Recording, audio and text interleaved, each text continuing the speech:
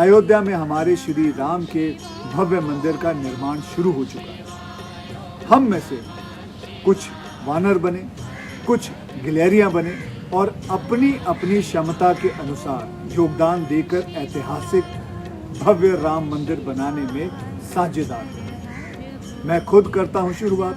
मुझे विश्वास है कि आप भी मेरे साथ जुड़ेंगे ताकि आने वाली पीढ़ियों को इस भव्य मंदिर से मर्यादा पुरुषोत्तम राम के जीवन और संदेश पर चलने की प्रेरणा मिलती रहे। राम मंदिर का निर्माण इतने भव्यता से होना चाहिए कि अगर हमारे मुस्लिम समाज के लोग काबा में अगर हज पढ़ने जाएं, राम मंदिर उनको वहाँ काबा में भी याद आना चाहिए। क्या ये बीजेपी और आरएसएस का ही भारत बनेगा? यही हम सबका भारत है, हमारा सबका आइडिया ऑफ इंडिया, जिसमें सबका फ्यूचर सेफ होगा। क्या हम एक सेक्युलर डेमोक्रेसी बने रहना चाहते हैं या फिर हम एक धर्म आधारित तानाशाही राज्य बनना चाहते हैं?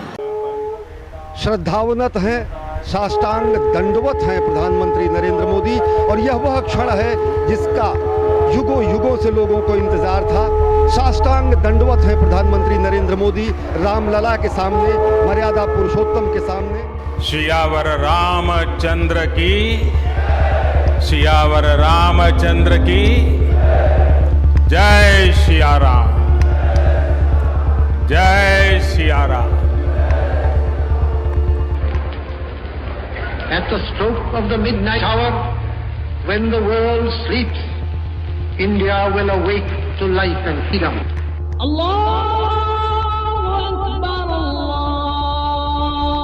आज अपनी किस्मत के आप खुद मालिक हैं, और अगर आप मालिक हैं और मैदान में खड़े हुए हैं तो यह याद रखिए कि तरह तरह की आजमाइशें पेश आएंगी। कोई भी नहीं चाहता कि अपने को आजमाइश में डाले, कोई भी नहीं चाहता कि गमों और दुखों में अपने को डाले, लेकिन अगर हमने जिम्मेदारी का बोझ उठाया है तो तरह तरह की परेशानियां हमें पेश आएंगी। आपने तमाम टीवी चैनल्स पर अंग्रेजी और हिंदी पर तस्वीरें देखी होंगी कि किस तरह से अयोध्या में भूमि पूजन हुआ, श्री राम के मंदिर का आगाज़ हुआ, कि उसका कंस्ट्रक्शन अब शुरू हो गया है।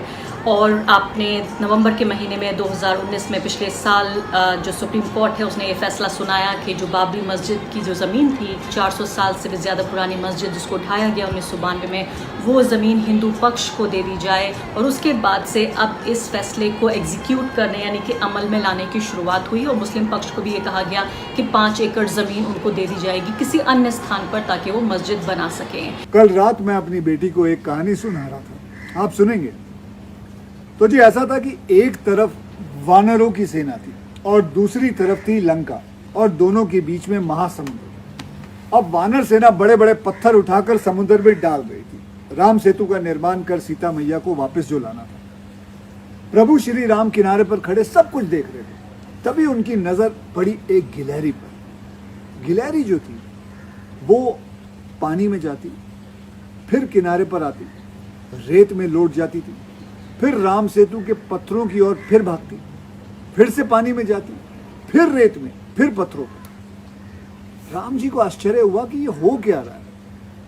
वो गिलहरी के पास गए, पूछा, तुम गिलहरी कर क्या रही हो?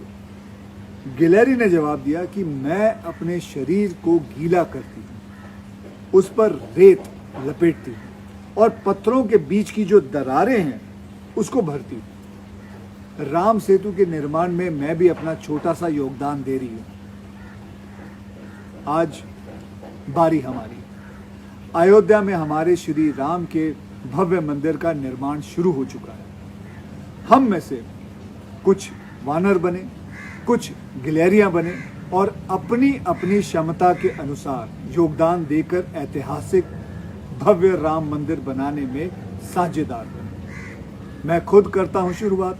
मुझे विश्वास है कि आप भी मेरे साथ जुड़ेंगे ताकि आने वाली पीढ़ियों को इस भव्य मंदिर से मर्यादा पुरुषोत्तम राम के जीवन और संदेश पर चलने की प्रेरणा मिलती रहे। नरेंद्र मोदी का वो चेहरा जब वो एक प्रधानमंत्री के तौर पर एक ख़ास तरह के कपड़े पहनकर, माथे पे तिलक लगाकर और भूमि पूजन जब वो कर रहे थे, और एक दृश्य में तो उन्होंने मुकुट तक पहन लिया था, ऐसा लगा कि ये किसी भी दुनिया के सबसे बड़े लोकतंत्र का प्रधानमंत्री नहीं बल्कि एक समुदाय का नेता है।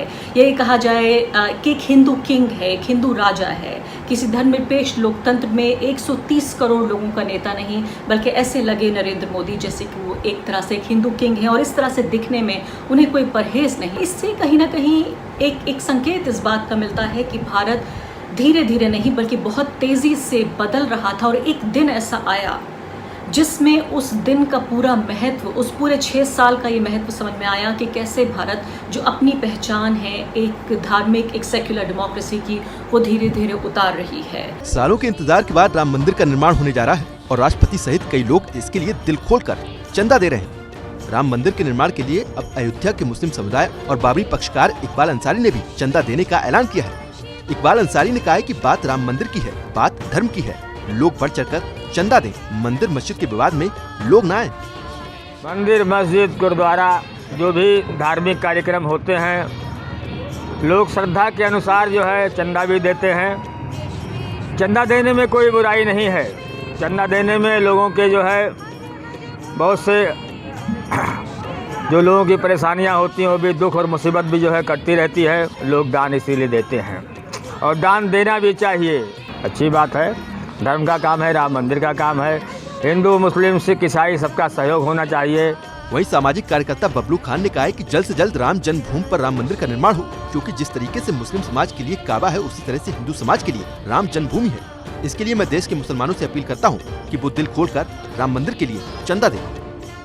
राम मंदिर निर्माण ऐसा होना चाहिए कि पूरे दुनिया में ऐसा कोई मंदिर नहीं होना चाहिए। इसलिए हमारे हिंदुस्तान में रहने वाले सभी नागरिक को, सभी धर्म के लोगों को निकल करके बढ़ चढ़ करके हिस्सा लेना चाहिए। जिस तरीके से हमारा काबा है उसी तरह से हमारे हिंदुस्तान में हमारे हिंदू भाइयों के लिए, हम सभी हिंदुस्तानियों के लिए राम जन्मभूमि है। राम मंदिर निर्माण के लिए मुस्लिम मंच ने चंदा दिया है। मुस्लिम मंच के सदस्य डॉक्टर तारिक शाह और चांदनी साहब बानो ने 11,000 रुपए का चेक दिया।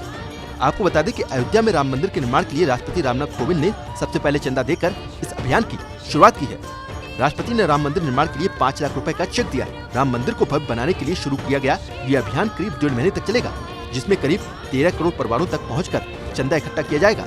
जो मेरा एतराज़ है वो इस बात से है कि एक तरफ कोर्ट के आदेश का पालन करना और दूसरी तरफ देश के प्रधानमंत्री का वहां जाकर भूमि पूजन करना और एक खास विशेष समुदाय के नेता के तौर पर अपने को प्रकट करना, और उसमें विपक्षी पार्टियों का उस पर सवाल ना उठाकर बल्कि उसमें एक तरह से समर्थन दे देना। तो ये भी आज भारत को ज़रूरत है कि हम सब लोग, जिसका भारत के भविष्य में जिनका यकीन है, जो स्टेक होल्डर्स हैं, जो अपने भारत के भविष्य में आज अपना ही नहीं बल्कि अपनी जो आने वाली पीढ़ियाँ हैं उनका भविष्य देखते हैं, वो सब मिलकर बैठें और ये देखें कि क्या ये बीजेपी और आरएसएस का ही भारत बनेगा या ये हम सबका भारत है, हमारा सबका आइडिया ऑफ इंडिया जिसमें सबका फ्यूचर सेफ होगा। क्या हम एक सेक्युलर डेमोक्रेसी बने रहना चाहते हैं या फिर हम एक धर्म आधारित तानाशाही राज्य बनना चाहते हैं। हरे हरे भोले